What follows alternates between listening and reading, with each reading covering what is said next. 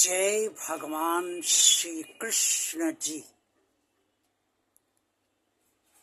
परोपकार एक अत्यंत पवित्र भावना है और परोपकार जब पवित्र भावना से किया जाता है तो निश्चित तौर पे इस अतिश्रेष्ठ कर्म का बहुत अच्छा फल सभी को प्राप्त होता है।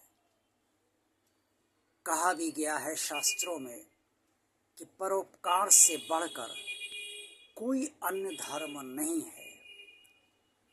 धर्म का मतलब है आचरण अर्थात कर्म। श्रेष्ठ कर्म कोई नहीं है, श्रेष्ठ आचरण कोई नहीं है। परोपकार है क्या और परोपकार में क्या क्या आता है, किस तरह से परोपकार किया जा सकता है और करना चाहिए।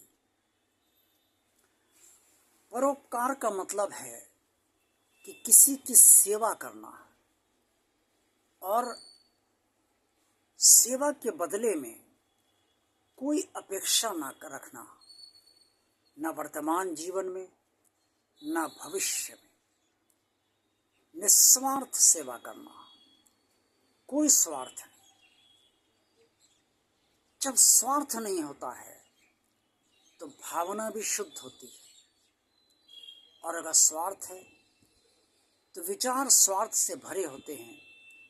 इससे भावना में विचारों की अशुद्धता शामिल होती है। इसलिए जब भी परोपकार कीजिए तो शुद्ध भावना से कीजिए।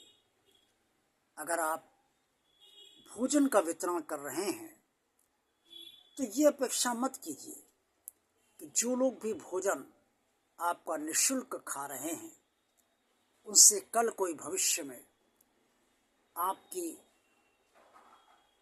सेवा करेगा या आपका कोई काम करेगा। कोई अपेक्षा मत रखिए। आप बस ये सोचिए कि आपको भोजन का वितरण करना है। और कुछ लोग गर्मी के मौसम में पानी पिलाया करते हैं, जल सेवा निःशुल्क करते हैं, और सिर्फ जल ही नहीं पिलाते बल्कि साथ में बताशा या गुड़ या कुछ मिष्ठान अवश्य देते हैं, ताकि खाली पेट कोई पानी ना पिए। और खाली पेट पानी लगता भी पेट में है। लगता का मतलब ये है कि लगता है जैसे पानी कुछ लग सा रहा है, क्योंकि पेट खाली होता है ना, तो पेट में सिर्फ पानी ही पानी जाता है, तो उस समय कुछ खाने की आवश्यकता, शरीर चाहता है कुछ खाया जाए। इसलिए कई लोग बताशा या कुछ मिष्ठान या गुड़ वगैरह जो भी उनके सामर्थ्य होती है उसके अनुसार वो अवश्य रखते हैं। ये भी परोपकार है।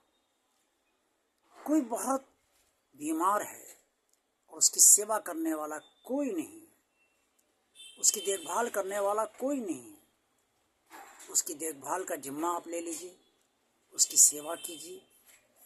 और उसकी सेवा जिस तरह से भी हो सकती है। अगर धन से उसको ज़रूरत है बीमारी में तो धन की सेवा आप अपनी सामर्थ्य अनुसार कीजिए। और अगर उसकी शारीरिक सेवा करनी हो सकती है तो शारीरिक सेवा उसकी कीजिए।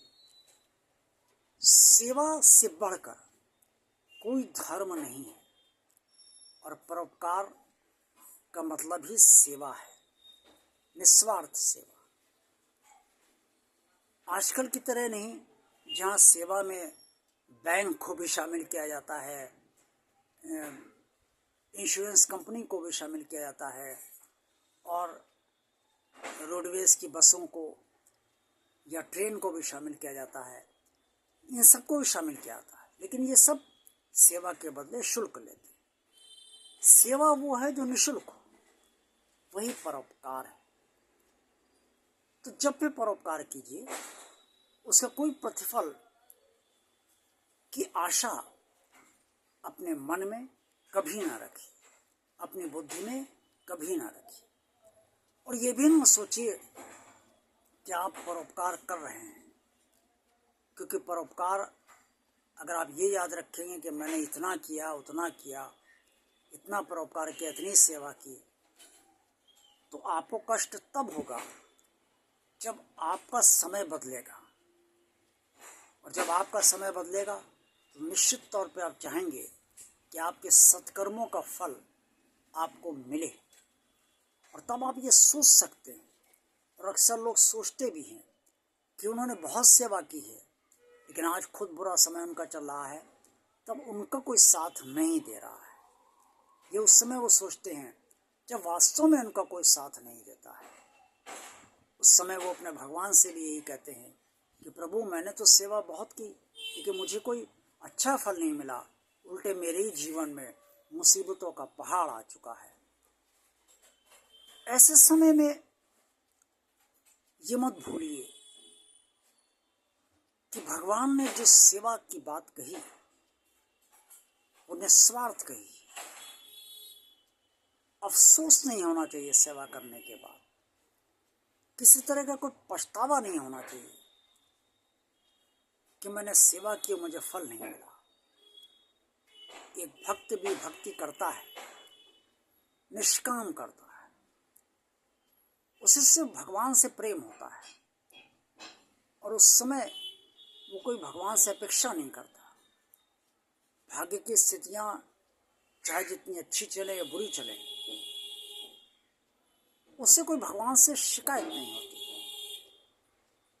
वो तो बस उसे भगवान चाहिए। ऐसे ही सेवा का प्रतिफल आपको मिले या ना मिले, अगर मिले तो क्या मिले और कब मिले, ये मत सोचिए। और जब निस्वार्थ सेवा की है तो भी क्यों सोचते हैं? स्वार्थ से भरी सेवा होती नहीं, परोपकार माना ही नहीं जाएगा।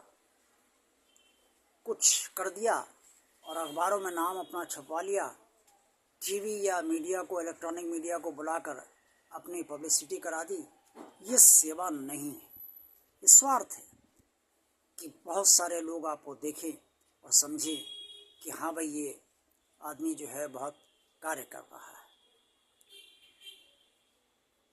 कहा जाता है कि दान आप दीजिए एक हाथ से तो इस तरह से दीजिए कि दूसरे हाथ को भी भनक ना लगे। इसका सीधा सा अर्थ ये है कि आपको दान देते समय किसी तरीके का ये अभिमान नहीं होना चाहिए कि आप दान दे रहे हैं या आप दान दाता है और सामने वाला याचक है अर्थात भिखारी है, वो आपसे लेने आया है और आप उसे दे रहे हैं। ये विचार आपके मन में कदापि नहीं होना चाहिए। जब कोई भी निस्वार्थ परोपकार करता है, निस्वार्थ सेवा करता है, तो उस समय और वो किसी तरीके की कोई अपेक्षा नहीं रखता, तो उस समय उसका सर्वश्रेष्ठ फल भगवान स्वयं अपने हिसाब से सर्वोत्तम निर्धारित करता है। और जो वो फल सर्वोत्तम निर्धारित करता है वो जिस रूप में देना चाहता है अर्थात जिस प्रकार देना चाहता है उसी प्रकार आपको मिलता है। संभव है इस जन्म में कुछ मिल जाए, संभव है अगले जन्म मिले, ये भगवान की अपनी स्थितियां होती हैं। इसलिए परोपकार करने से पीछे ना हटिए। परोपकार से बढ़कर कोई धर्म नहीं है। परोपकार कभी बेकार नहीं जाता।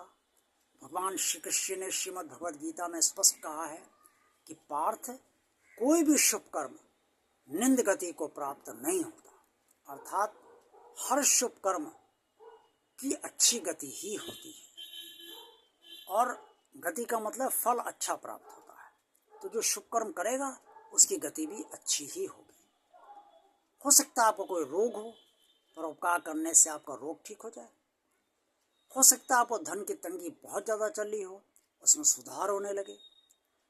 हो सकता है आपकी बहुत सारी ऐसी समस्याएं उसका निदान ना हो रहा, वो निदान हो जाए। तो किसी भी रूप में ईश्वर आपको सेवा का, परोपकार का फल दे सकता है। निश्चिंत रहिए, सेवा करते रहिए। जय भगवान श्री कृष्ण जी।